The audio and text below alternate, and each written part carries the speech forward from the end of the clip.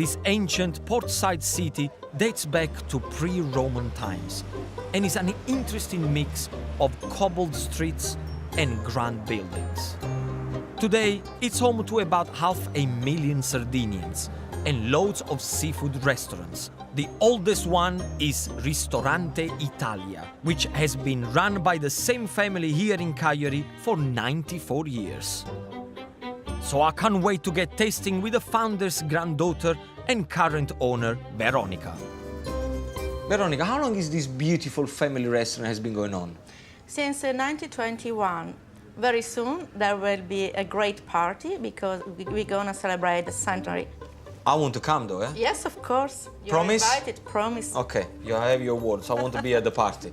What kind of dishes you serve in this restaurant? I mean, what are the kind of things you guys like to cook? Okay. This restaurant is famous for fish. Sea bass, groupers, and lobsters, shrimps, every kind of fish. I absolutely adore fish. You know, I come from the south of Italy, Napoli. Yes. Everything is about fish. So what are the typical fish dish that you guys prepare? We go shrimps and zucchini, fried. Crispy fish and croquettes, I think is a fantastic combination. Yes, it is really good. Can you make this one with zucchini flour? Yes, of course. You can do it, that. Yes. Nice. Wow. What about Yes. this one here? What's this black thing here? This one is called in Sardinian burida, and it's dogfish. Burida. Burida, yes. So how do you make this? It is made with dogfish liver, walnuts, vinegar, and oil. Wow, I never had dogfish before. Never, ever. It is really good. Nice, meaty white fish, like monkfish. Yes. And I love the contrast between the vinegar and the walnut. Yes. It works really well. Yes, it has got a strong flavor. I love it. Yes, yes. Meeting Veronica has given me a real taste of the Cagliari way of cooking seafood, especially the interesting textures and flavors they coat the fish in. So I'm feeling inspired to find some local seafood to cook myself. If you want to see more fishes, go to San Benedetto Market. San Benedetto Market. Sì. That's where I need to go. Yes, the fish is really, really fresh. Bravo. For me, that was fish heaven. But as Veronica said, if I want to get the best fish around here, I have to go to San Benedetto Market. So tomorrow morning, early starts.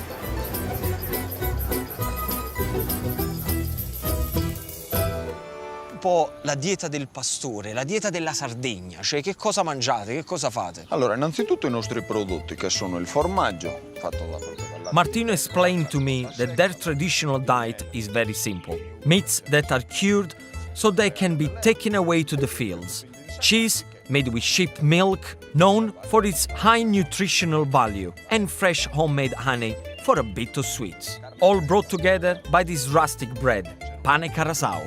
It's a very thin bread which he gets baked and is dry.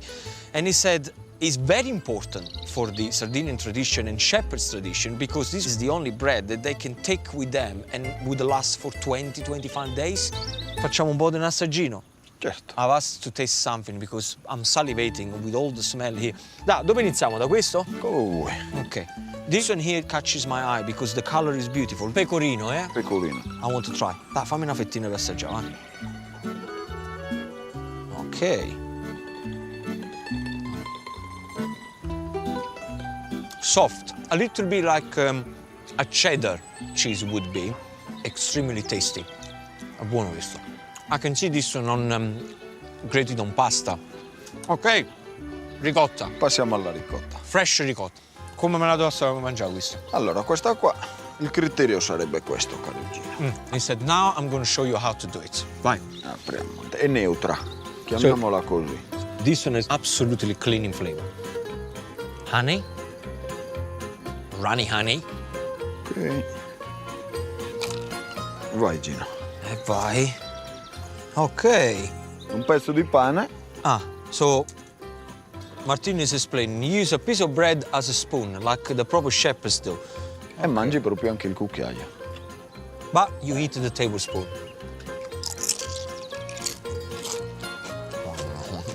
Buono. Fantastic.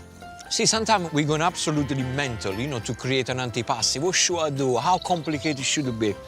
This, to me, is the perfect antipasti ever. Buono, buono, buono, buono. Let's go talking about meats here. Parliamo delle carni. Ok. Allora, qua logicamente col maiale era l'unica... I was interested to hear the pig is the main animal they farm here. Because once it's butchered, the shepherds can cure it in salt and pepper and it can be preserved all year round. Curing meat has a long history in Italy, tracing back to pre-Roman times.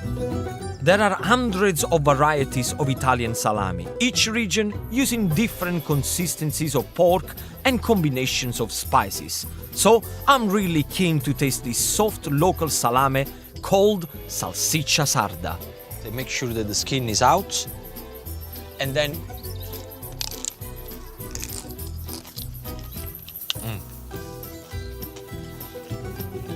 See, different from the Neapolitan salami, where I come from, Naples.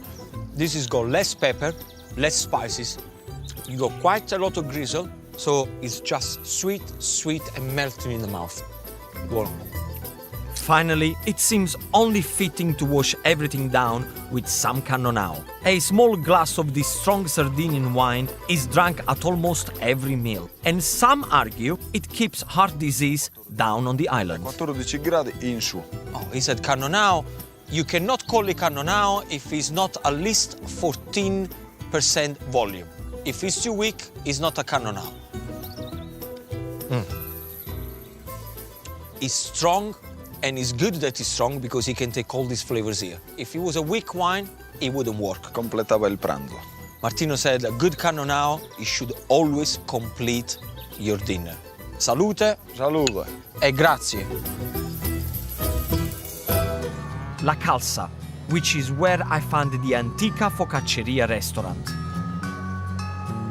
As well as their food, is known throughout Italy for standing up to the mafia when they refuse to pay the pizzo or mafia tax. Even today, the mafia in Palermo extort more than 160 million euros a year. So it came as no surprise that in 2005, fifth-generation owner Fabio Conticello had the first-hand experience of the family. They asked us 50,000 euro for all the past, and from that moment to the future, 1,500 euro for each month. Were you not scared? Yes, if I say no, I'm not honest. For the first 6 years, we had the police car stopped here 24 hours. My brother Vincenzo had the police with him all the time. Then he couldn't go to take a coffee with some friends because every time he had 4 people from the police next to him. I admire people like you who stand up to the mafia and say, you know what, I'm not going to do it. Because Italy needs more people like yourself. Otherwise, it's never going to be over. Despite the threat of the mafia, they have carried on making first-class, restaurant-quality street food. I love fried food. This is the potatoes croquette we call cazzilli in Palermo. Cazzilli. Cazzilli.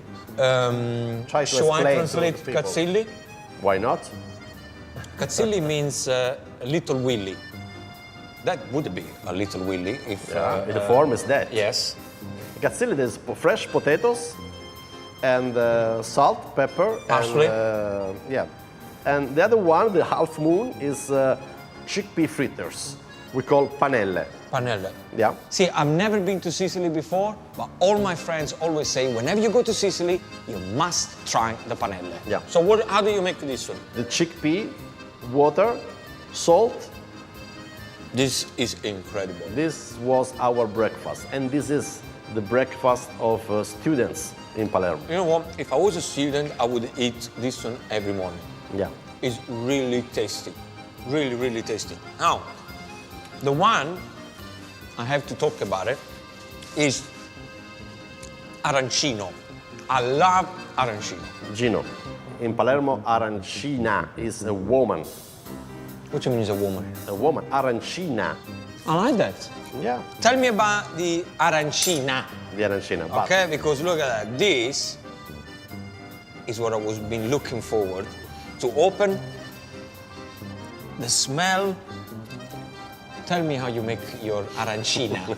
this one is the most typical in Palermo. It is with the rice, a mix of pork and beef, Yeah. and peas.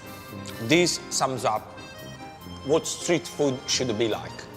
Simple, tasty, and most importantly, something that you can eat with your hands. I don't want to see knife and fork. I don't want to see, fancy stuff. In my hands, something that is beautiful, and I thank you for getting me this experience. It's just magnificent. Thank you for coming and visit us. Thank you, thank you, thank you, thank you. Oh, since I was a little boy, I've heard a lot of story about mafia, and I've watched enough movies about the mafia, but I've never actually realized how much it can affect places like this. I mean, the only thing that they're trying to do is to serve excellent quality food, and yet they have to deal with these sort of things. It's incredible. I'm speechless in a way that things like this still happens, and I don't know what to say. I don't know what to say. I admire the guy, big time. It's the home of another symbol of Sardinia, fil'e e ferru, or as I know it, moonshine. This liqueur has been produced here for centuries and for a long time was made in secret by the farmers. Ex-local mechanic Carlo is so passionate about preserving the traditional tipple, he turned his workshop into a distillery and was happy to share a little glass with me. Un pezzo di fil di ferro affinché se fosse facile il ritrovamento. See, this is quite cute, the story, because fil'e ferro is if you translate in English, is a wire. Mi fai vedere un esempio del fil'e ferro?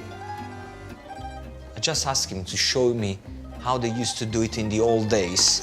They used to make spirits illegally because they didn't want to pay the tax. And they used to hide the bottle, even in barrels or under the ground. And then you have famous wire coming up, and then you just, it's like fishing. There you go. Illegal alcohol. Fantastico, grazie. Assaggiamo, dai, se no a fine facciamo solo chiacchiere qua. I said, let's try, otherwise we talk, and I want to see what it's all about. It's quite a simple process, how you make fil'e ferro, because it's nothing more than distilled wine.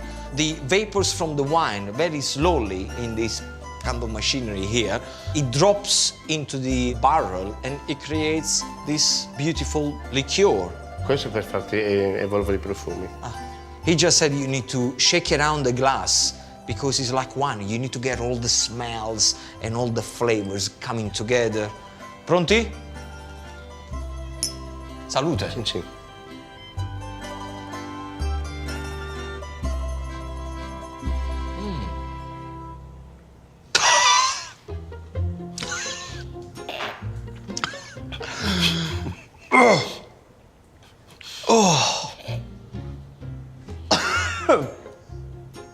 Ma questo si beve tutto insieme? No.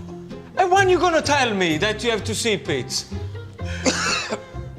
Okay, you have to learn one big lesson. Fil'e ferro, you drink it slowly, slowly. There is no need to do it in one go.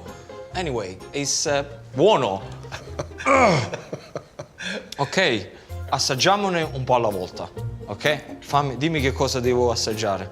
I just ask him, let's do it again.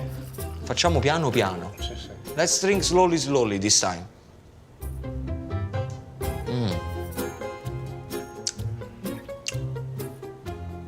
Beh, buono, eh? It's really nice. You get the wine coming through. If you sip it slowly, you don't get the, the alcohol kind of flavor into your throat. Se lo bevi piano, io non posso bere più perché sennò non riesco a cucinare. No, I just said to Carlo, I can't drink anymore because I got cooking to get on with it. So come to the dinner, take a bottle, and tonight we can stay all night drinking. All right? Ok. Good. Salute. Sì, sì. Antica Dolceria Bonaiuto is the oldest chocolate shop in Sicily, opened by Francesco Bonaiuto back in 1880, and it still is run by the same family 6 generations later. With world-famous clients today like Dolce & Gabbana, this is chocolate with a difference. So I'm really excited to meet manager Pierpaolo and learn what makes it so special. So Pierpaolo, what's the difference between normal chocolate and the chocolate from Modica? Well, here in Modica, chocolate arrived during the 16th century. It's very few ingredients, no additives, no cocoa butter, nor soy lecithin, nor milk, like other chocolate. So what kind of ingredients do you use? Only cocoa seeds, sugar, and just a little bit of spices, all natural flavors. Pierpaolo explains chocolate starts with the cocoa fruit, inside are cocoa beans, which are roasted and peeled to get cocoa nibs. And when these are ground, you get cocoa mass. Only when sugar is added does this become chocolate. I didn't know that. See, in life you live and learn. I had no idea about that. I think this is cool.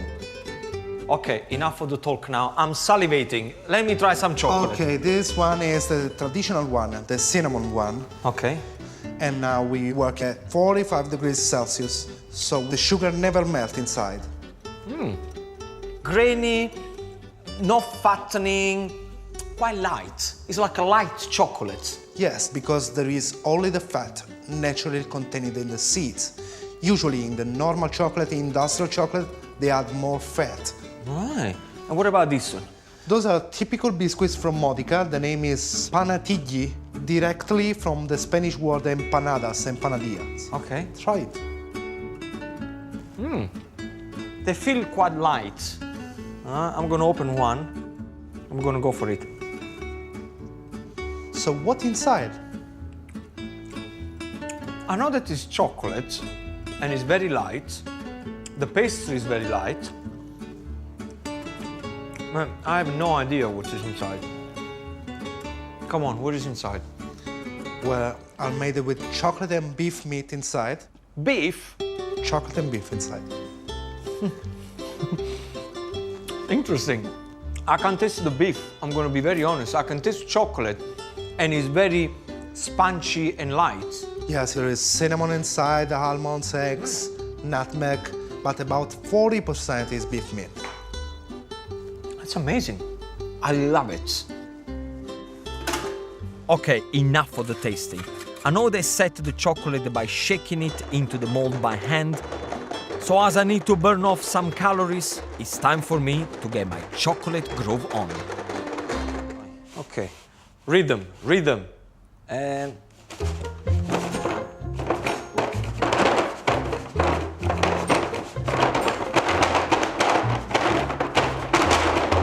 oh, I see. You need to use the feet as well. And voila! How did I do? Am I good? Perfect. Can I have a job here? Why not? Yeah? 10,000 euro per day. Why not? Really? Chocolate is a great business. Well, listen, we got a deal. I'll be starting to work here for 10,000 euro a day. Thank you.